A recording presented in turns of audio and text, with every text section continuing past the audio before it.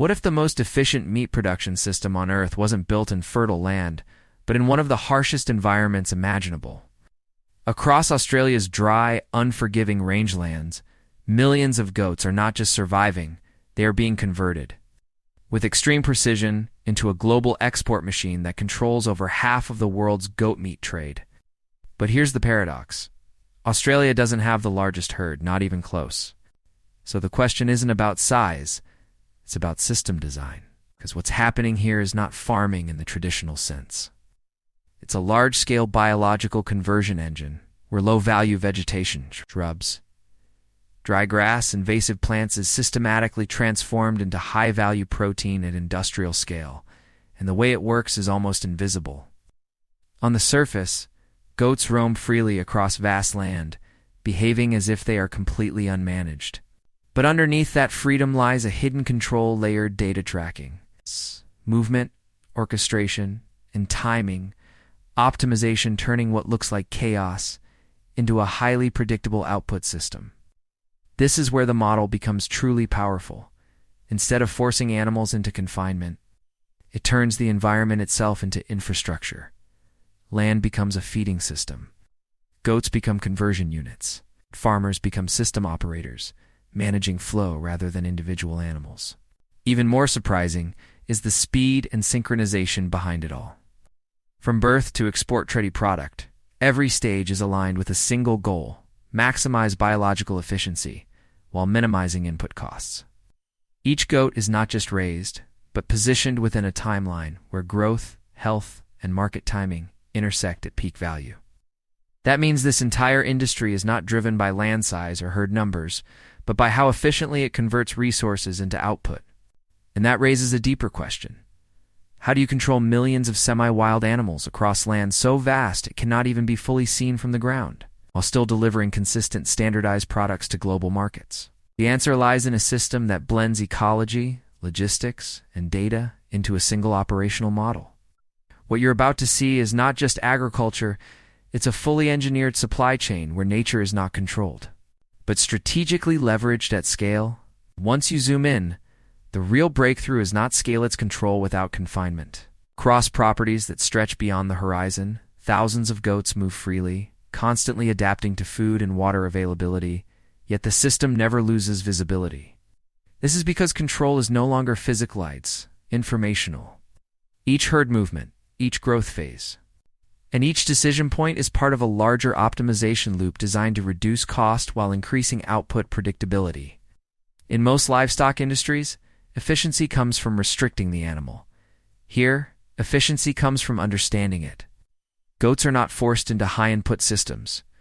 Instead, their natural behavior is used as a core function of production. Their ability to browse randomly is not a weakness. It becomes a distributed harvesting mechanism, allowing the land itself to act as a self-renewing feed network. This eliminates one of the biggest costs in agriculture, feeding infrastructure. But that alone doesn't explain dominance. The real advantage comes from synchronization. At any given time, millions of animals across different regions are not just growing, they are moving through a coordinated pipeline. Some are in early growth, others approaching market weight, and others already entering processing channels. This creates a continuous flow system where supply is stabilized, not by controlling nature, but by staging it. It's the same principle used in advanced manufacturing, except here, the units are living animals spread across massive ecosystems. And this is where the illusion completely breaks. What appears to be a decentralized low-intervention system is actually one of the most tightly optimized livestock models in the world. Every kilogram of weight gain, every day of growth, and every movement toward market is part of a calculated equation. Because in this system, profit is not driven by how many animals you have, but by how precisely you move them through time. And that is what makes it so difficult to replicate. It's not just about land or goats or even technology. It's about integrating biology, environment, and logistics into a single operating system that runs continuously at scale. What you're looking at is not just a farm, it's a distributed production network hidden in plain sight.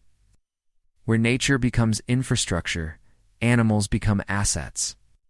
And efficiency is engineered into every stage of the cycle, what looks like empty, Unproductive land is actually the foundation of one of the most efficient resource conversion systems ever built. In most parts of the world, arid land is considered a liability: low rainfall, poor soil, unstable vegetation.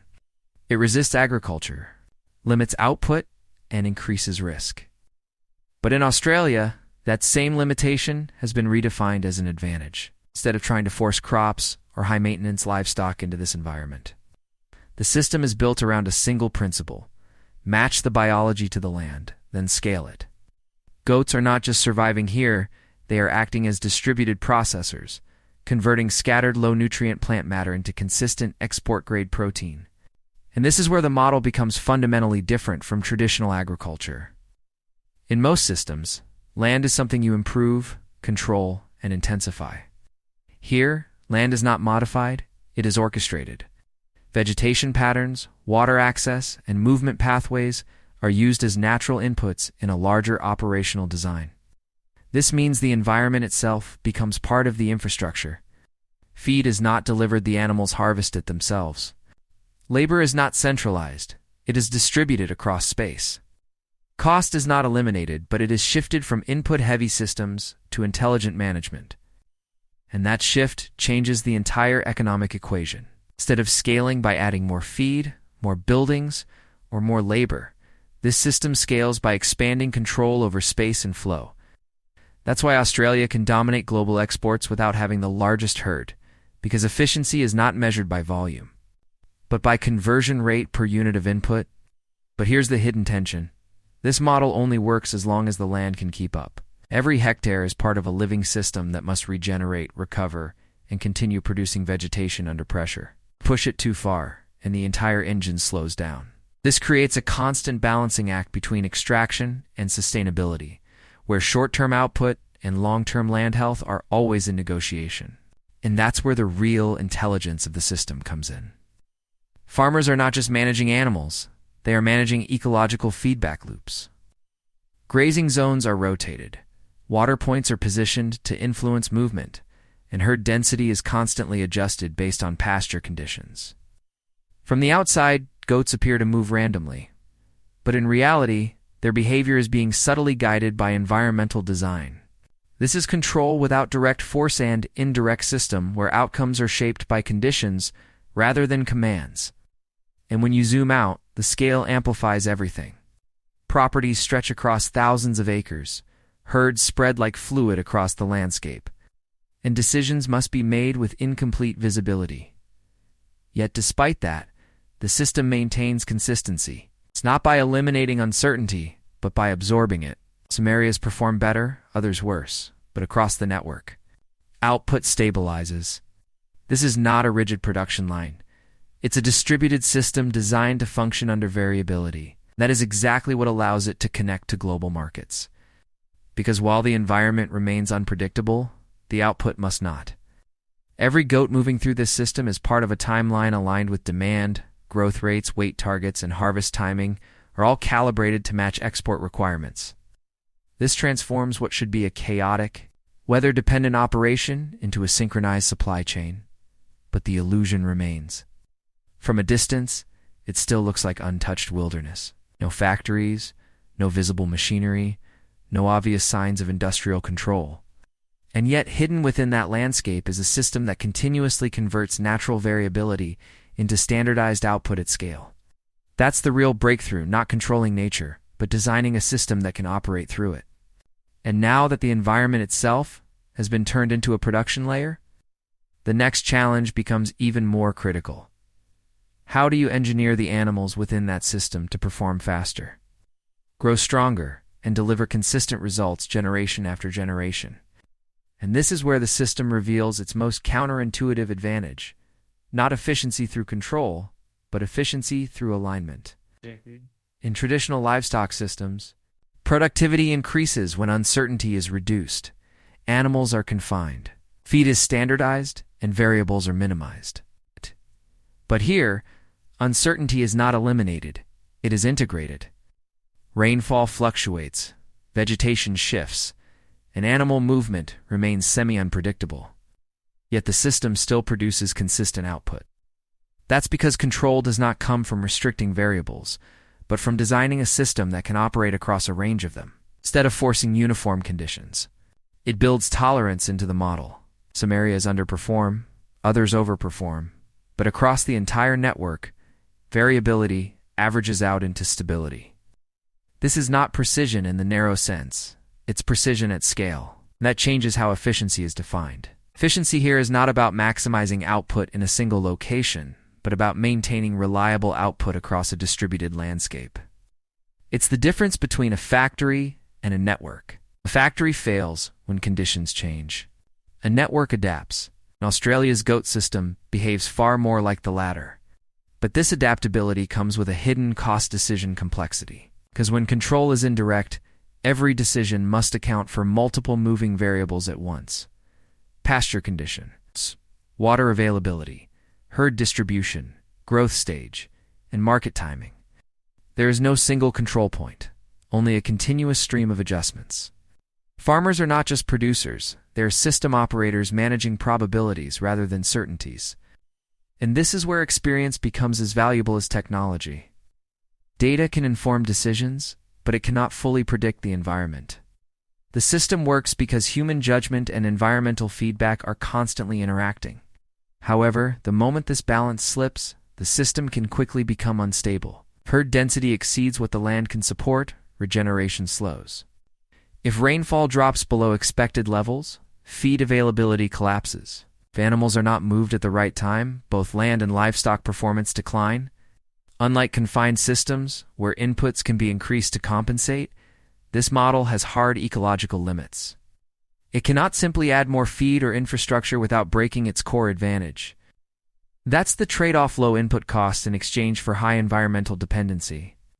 And yet, despite this fragility, the system continues to scale. Not by removing risk, but by distributing it. No single property carries the entire burden. Instead, production is spread across regions, climates, and conditions, creating a buffer against localized failure. This is what allows the industry to maintain export consistency, even when individual farms face challenges. It's a form of resilience that doesn't rely on stability, but on diversity, and that's what ultimately connects the system to the global market. Buyers don't see the variability behind the scenes. They see consistent supply, standardized quality, and reliable delivery. The complexity is hidden, absorbed within the system itself. What reaches the market is not the raw output of nature, but the result of a layered process that filters, stabilizes, and aligns production with demand. And that is the real transformation taking place here. Not just turning land into a resource, but turning unpredictability into something that can be managed, scaled, and monetized. But once that layer is built, once the environment and system are fully aligned, the next constraint becomes unavoidable. Because even the most efficient system cannot outperform the biology that drives it. That's where the next stage begins, not in the land, but in the animal itself. Long before a goat ever enters the open landscape, the system has already made its most important decision: what kind of animal is worth producing at scale. Because in a system where land is unpredictable and inputs are limited, biology becomes the primary lever of control. This is not breeding in the traditional sense, it's biological engineering under economic constraints. Every trait is selected with one question in mind. Can this animal convert unstable natural resources into predictable output faster, cheaper, and more reliably than the rest? That's why breeds like Boer and Kalahari are not just chosen for size, but for efficiency under pressure, growth rate under low-quality feed, resilience under heat stress, and reproductive performance in variable conditions. In this system, genetics is not about perfection, it's about optimization within constraints. And once that genetic foundation is set, reproduction becomes a scaling engine. One buck can influence dozens of does, and within a few cycles, thousands of animals carry the same performance traits. This is exponential biological multiplication, where improvement doesn't happen linearly, compounds. But here's the hidden tension. Pushing for faster growth and higher reproduction increases output, but it also increases dependency on management precision. The more optimized the animal becomes, the less margin for error the system can tolerate. That's why reproduction is not left to chance. Before breeding even begins, does are conditioned to align their biological state with system demands, nutrition is adjusted.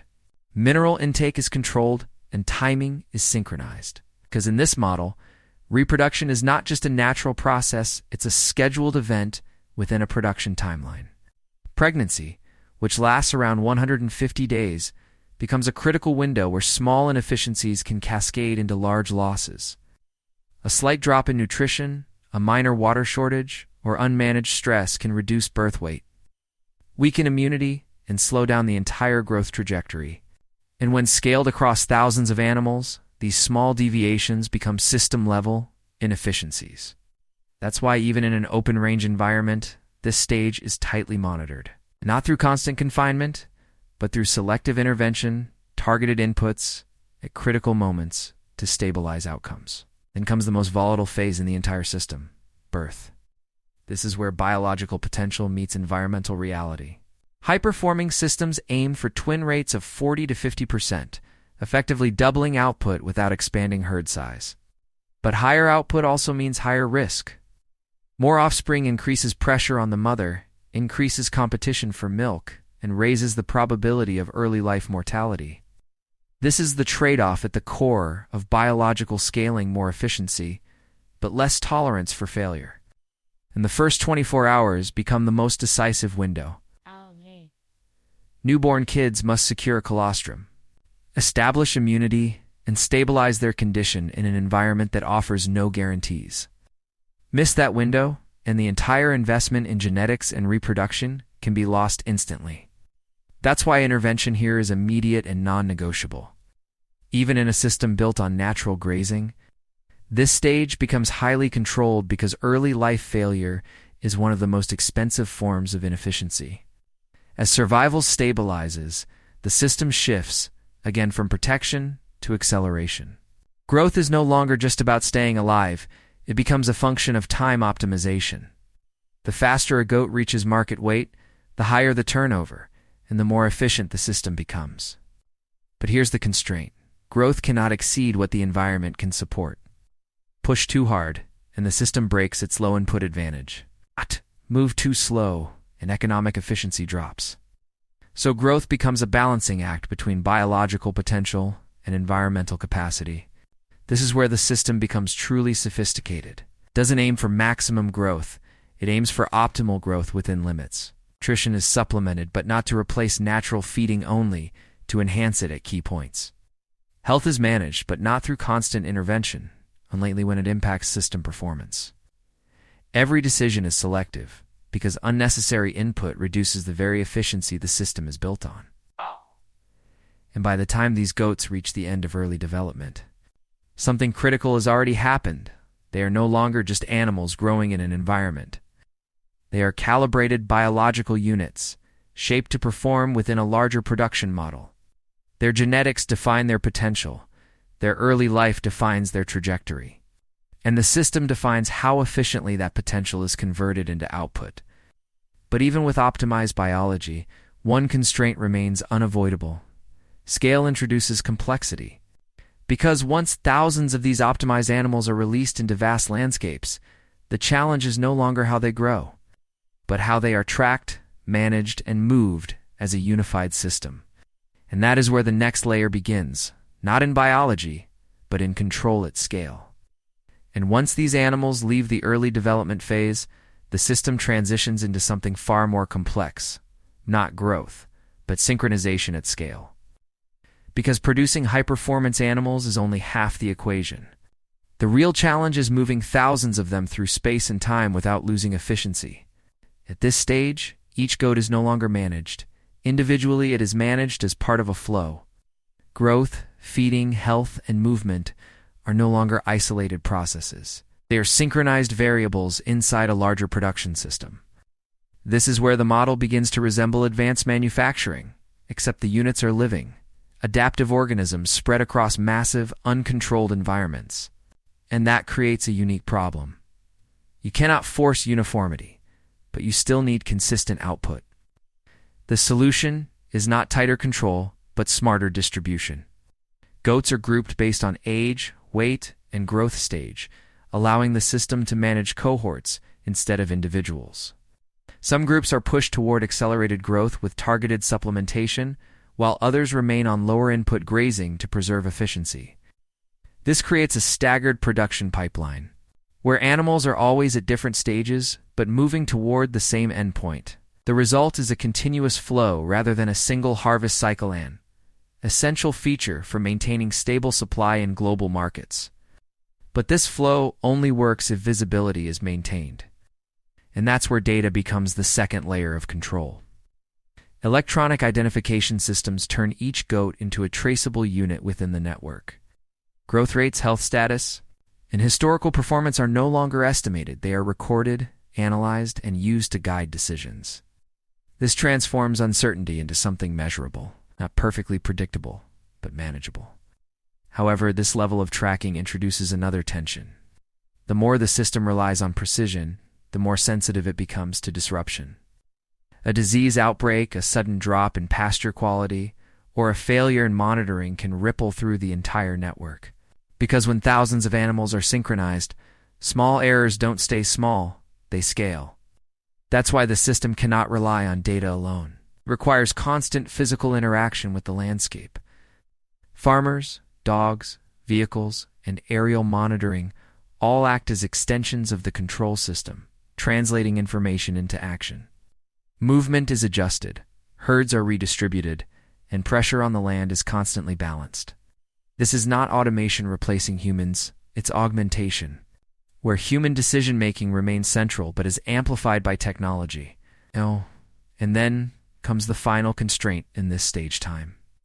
Every goat exists within a narrow window of maximum efficiency. Grow too slowly, and costs accumulate. Grow too fast with excessive input, and margins shrink. It's the optimal window, and the system loses value. So timing becomes a form of control, as important as genetics or feeding. Each cohort must reach market readiness at precisely the right moment.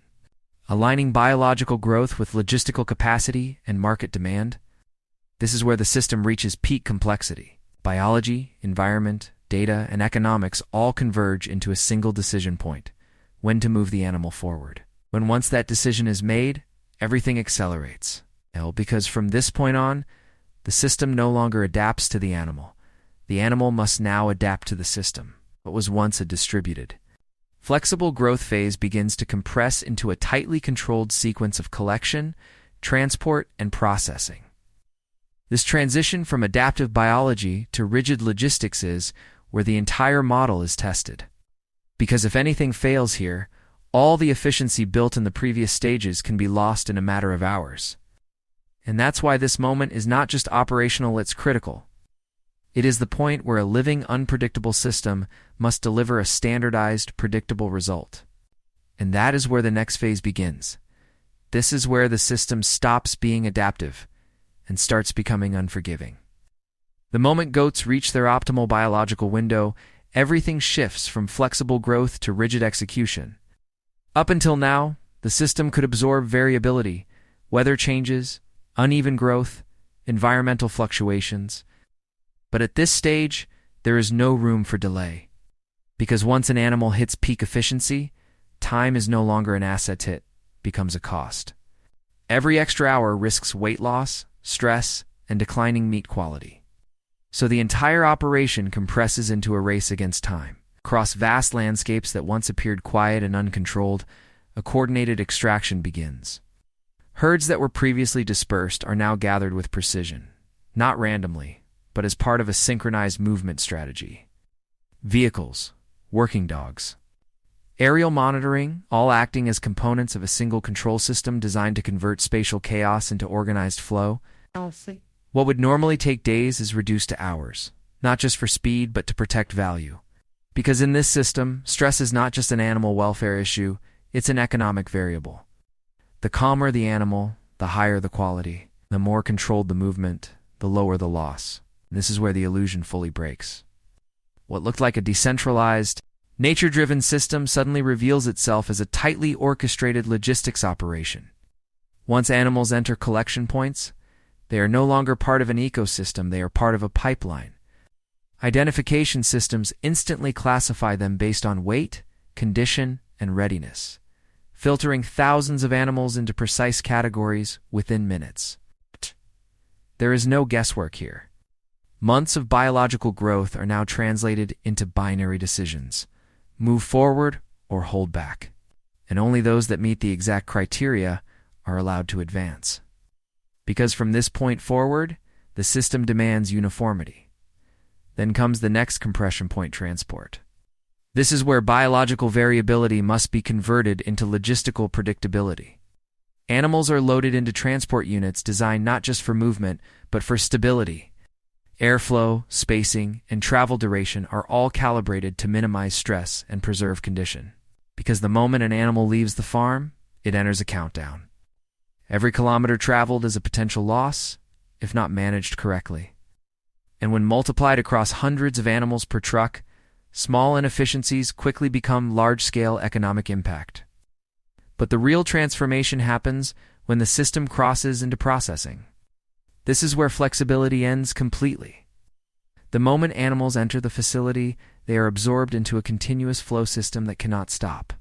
Unlike the earlier stages, where decisions could adapt in real time, this phase operates under strict throughput requirements. Speed, hygiene, and consistency are no longer goals. They are constraints. Every step is synchronized, every second accounted for. Because in a system processing thousands of animals, even a minor disruption can cascade into significant losses. And here, biology is no longer in control processes. The animal is converted into standardized output through a sequence that is designed for maximum efficiency and minimal variation. Weight becomes yield. Structure becomes product. Variability is reduced, segmented, and packaged into forms that global markets can accept. This is the final stage of conversion, not just from animal to meat, but from unpredictability to standardization. And yet this is where the deepest tension in the system exists. Because everything that made the system powerful, its flexibility, its ability to adapt to nature, its distributed control must now be compressed into a rigid industrial sequence that cannot tolerate variation. It is the point where a living system is forced to behave like a machine. And the entire success of the operation depends on how smoothly that transition happens. Because if anything fails, here if timing is off, if stress is too high, if logistics break down, the efficiency built over months can be lost in hours. This is not just a processing stage. It is the moment where the entire system is tested, where biology, environment, and logistics must align perfectly to deliver a consistent, high-value product. And once that transformation is complete, the system does not slow down, it expands. Because from here the product leaves the land entirely and enters a global network where distance, demand, and distribution introduce an entirely new layer of complexity. And once the product leaves the processing line, the system doesn't slow down, it becomes even more abstract. It's because now, the challenge is no longer biological or logistical at the farm level. It becomes global synchronization. What was once a living animal moving across unpredictable terrain is now a standardized unit moving through a controlled international network. Temperature, timing, and routing replace weather, pasture, and growth. But the pressure remains the same: deliver consistency at scale. Every cut of meat enters a cold chain system that functions like a continuation of the production line, just across continents instead of farms. Temperature is locked, movement is scheduled, and delays are no longer measured in inconvenience, but in quality degradation and financial loss. A few degrees of variation, a few hours of delay, and the entire value of the product can drop. So the system extends its control beyond land, beyond animals, into infrastructure that spans oceans. Containers become mobile storage environments. Ships become extensions of the supply chain. And ports become transfer points in a global flow that never truly stops. And this is where the model reveals its final layer to coupling production from location. The goats are raised in some of the most remote regions on Earth, yet the final product is consumed in dense urban markets, thousands of kilometers away. Distance, which would normally be a limitation, becomes irrelevant because the system has learned how to stabilize product quality across time and space. This is not just transportation, it's preservation of value across distance. and demand is what keeps this entire system in motion. Markets like the United States, the Middle East, and parts of Asia are not just buyers, they are anchors that define production targets. Consumption patterns, cultural preferences, and pricing signals all feed back into the system, influencing how many animals are raised when they are processed and how they are distributed. This creates a feedback loop where production is no longer driven solely by the land, but by global demand signals. And that introduces a new kind of dependency. Because while the system has mastered environmental uncertainty, it is now exposed to market volatility, shift in demand, a change in trade policy, or disruption in global logistics can ripple backward through the entire chain, affecting decisions at the farm level. What happens in distant markets can determine what happens on remote land. This is no longer just agriculture, it's integration into a global economic system where local production is tied to international stability. And yet, despite this complexity, the system maintains its core identity. It still begins with goats grazing across harsh landscapes. It still relies on natural behavior and environmental adaptation. But everything around that core has been engineered to ensure that what starts as variability ends as consistency. That is the final transformation not just of animals into meat, but of uncertainty into a product that can move reliably across the world. And as this system continues to expand, the question becomes unavoidable. When production, logistics, and global demand are all tightly connected, where does control truly exist? Is it still on the land, with the farmer managing animals? Or has it shifted to the market, where demand dictates the entire system from a distance? Because the answer to that question doesn't just define this industry, it defines the future of large-scale food production itself. This is where the system is no longer optimized, it is exposed. Because everything that made it efficient scale, speed, low input, dependence on natural systems now becomes a source of risk. What looks like a perfectly engineered production model is, in reality, operating on a constant edge where multiple pressures converge at once. Environmental, biological, and economic forces are no longer separate. They collide in real time. When they do, the system doesn't just slow down, it gets tested. The most immediate pressure comes from the environment itself. This entire model depends on land that is inherently unstable. Rainfall is inconsistent. Vegetation cycles are unpredictable, and water availability can shift without warning. In a good season, the system performs with incredible efficiency, converting natural growth into rapid output. But in a bad season, that same efficiency becomes a weakness.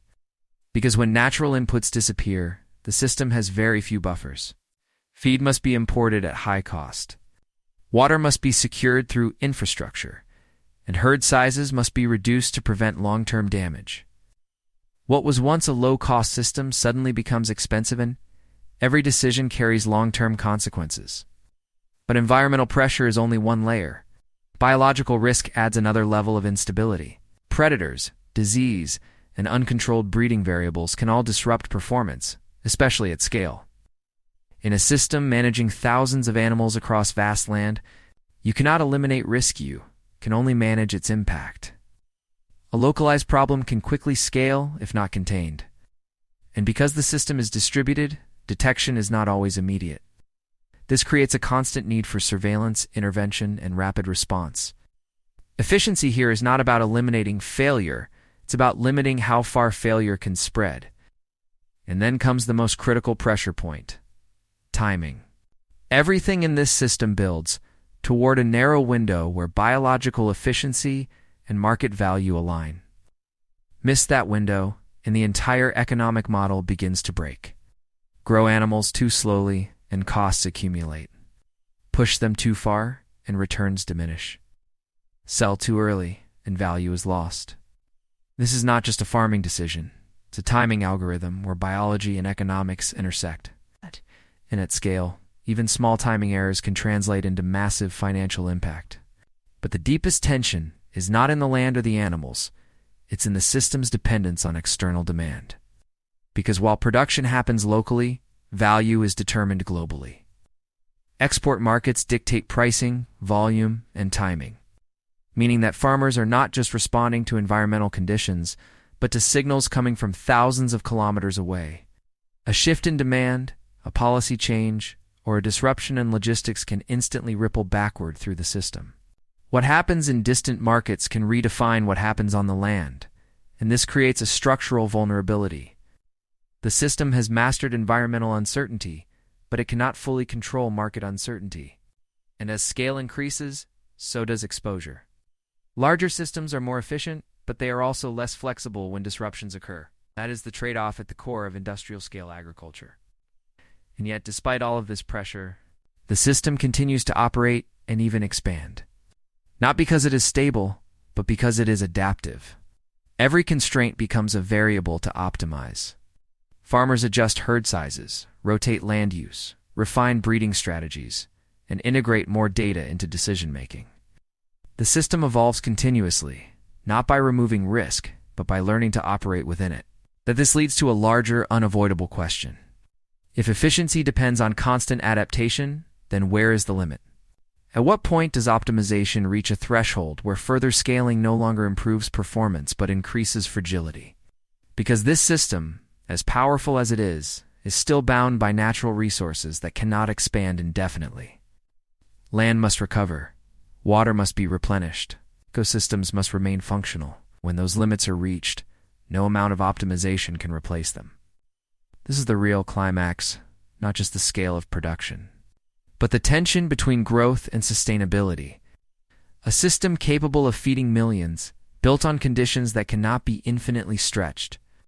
And the future of this model will not be decided by how much more it can produce, but by how well it can manage the limits it cannot escape. And as these pressures begin to stack on top of each other, the system reveals something even more important. It is not just operating under constraints, it is being shaped by them. Because every limitation, whether environmental, biological, or economic, forces the system to evolve in a specific direction. And that direction is not always toward stability. It is toward efficiency under pressure. That means the system doesn't simply respond to challenges, it restructures itself around them. When drought becomes more frequent, herd strategies shift toward faster turnover and reduced exposure time. When feed becomes expensive, selection pressure increases for animals that can perform on even lower quality inputs. When markets become volatile, timing becomes tighter, and decisions become more aggressive. Over time, this creates a feedback loop where the system becomes increasingly optimized for survival in high-pressure conditions, but also increasingly sensitive to disruption. This is the paradox at the core of large-scale production. The more efficient the system becomes, the less tolerance it has for error. Because efficiency removes buffers. It eliminates redundancy. It compresses margins. And while that increases output under normal conditions, it also means that when something goes wrong, there is less room to absorb the shock. A delayed shipment, a failed season, a sudden drop in demand. These are no longer minor setbacks. They become system-wide stress events. And this is where the concept of resilience becomes critical. Not resilience as in resistance to change, but resilience as the ability to adapt without collapsing.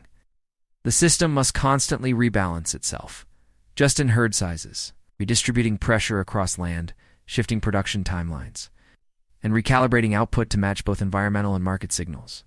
It is not a fixed structure, it is a moving equilibrium. And maintaining that equilibrium requires continuous input, not just in resources, but in decision-making. Every day, thousands of micro-decisions are made across farms, each one influencing how the system performs as a whole. But here's where the tension becomes unavoidable, because while the system is designed to adapt, the resources it depends on are not infinitely flexible. Land regeneration has limits. Water availability has limits.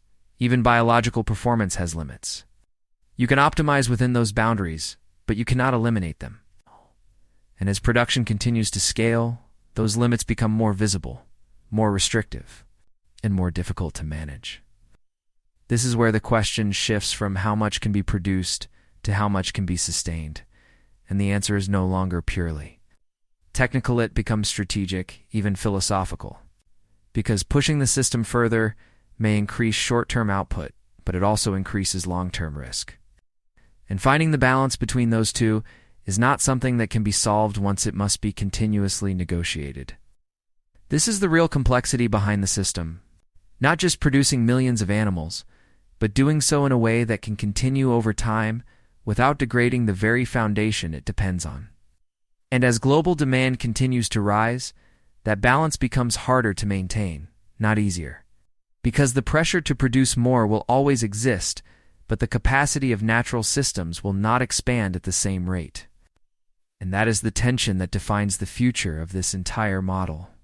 Not whether it can grow, but whether it can keep growing without breaking itself in the process.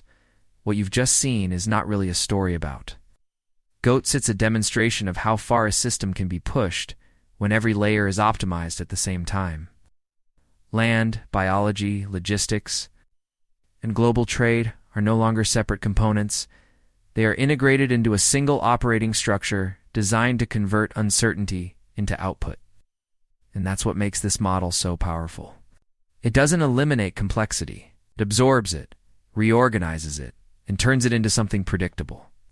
What begins as scattered animals in a volatile environment ends as a standardized product moving through a global network with precision. The transformation is not accidental, it is engineered. But here's where the perspective shifts. Because once you understand how the system works, the question is no longer, how impressive is this? It becomes, what does this mean if scaled even further? This is not just an agricultural model. It is a template for how future food systems may operate under pressure. Limited resources, rising demand, unstable environments, these are not unique to one country. They are global conditions. And this system offers one possible answer. Don't simplify the problem. Build a system complex enough to handle it. But that approach comes with consequences, because complexity is not free. The more layers you integrate, the more dependencies you create. Land must regenerate. Water must remain available. Markets must remain accessible. Logistics must remain uninterrupted. Remove or weaken any one of these layers, and the entire structure begins to strain. This is the hidden cost of optimization and dependence. The more efficient the system becomes, the more tightly those dependencies are locked together. It means the future of this model will not be defined by how much more it can produce, but by how well it can manage its own complexity. Can it remain flexible as it scales? Can it absorb shocks without breaking? Can it continue to convert natural systems into economic output without degrading them over time? These are not technical questions anymore. They are strategic limits. Because at a certain point, increasing efficiency stops being a solution and starts becoming a risk multiplier. That's where the real tension lies. This system works because it balances on the edge between control and adaptation, between extraction and regeneration, between global demand and local capacity. Push too far in any direction, and that balance collapses. But stay within it, and the system can continue operating at a level that would have once seemed impossible. That is why this is not just a success story, it's a boundary case. It's a model showing both what can be achieved and what must be carefully managed. And that leaves one final perspective. The future of food will not be decided by a single method, a single technology, or a single country. It will be shaped by systems like this, systems that can operate under pressure, scale across environments, and integrate multiple layers into one continuous flow. But whether those systems become sustainable solutions or fragile overextensions depends on one thing: how well we understand the limits we cannot see. Because in the end, the most dangerous point in any system is not where it fails, it's where it appears to work perfectly. And that is exactly where this one stands. And maybe that's the most uncomfortable part of Albi, because systems like this don't collapse when they're weak. They collapse when they're too optimized to fail. When every margin has been tightened, every inefficiency removed, and every variable accounted for, the system begins to rely on one assumption: that the conditions it depends on will continue to hold. But real-world systems don't operate on guarantees, they operate on change. And the more optimized the system becomes, the less room it has to absorb that change. That means the true test of this model is not how well it performs under ideal conditions, but how it behaves when those conditions shift. What happens when drought cycles become longer? When water becomes more restricted? When global trade slows down or demand patterns change? These are not distant scenarios. They are already emerging pressures. And in a system this tightly integrated, those pressures don't stay isolated. They propagate.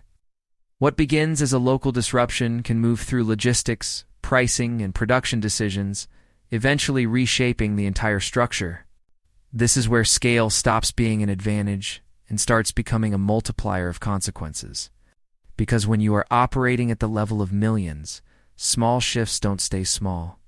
And yet, this is also where the system shows its most important quality, its ability to adapt without redesigning itself completely. It doesn't rebuild from scratch when conditions change. It recalibrates. Herd sizes adjust. Timing shifts. Inputs are redistributed. The system bends instead of breaking at least for now. But that raises a deeper question. Adaptation has limits. At what point does continuous adjustment become unsustainable? At what point does the system spend more energy maintaining itself than it gains from operating? Because when that threshold is crossed, efficiency no longer drives growth, it merely delays decline. And that is the line every large-scale system eventually approaches. So what you're really looking at here is not just a model of production, but a model of tension between what is possible and what is sustainable, between expansion and equilibrium.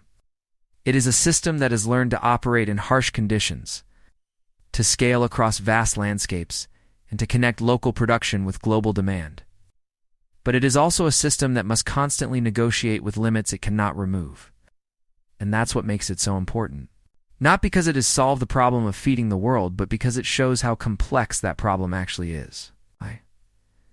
There is no single solution-only systems that perform better under certain conditions for a certain amount of time, and the future will belong to those that understand not just how to build these systems, but how to manage their limits before those limits manage them. Because in the end, the question is no longer whether we can produce more, it's whether we can continue producing without creating pressures that eventually push the system beyond recovery. And that answer will not come from technology alone, or biology alone, or economics alone, but from how well all of them are balanced together over time.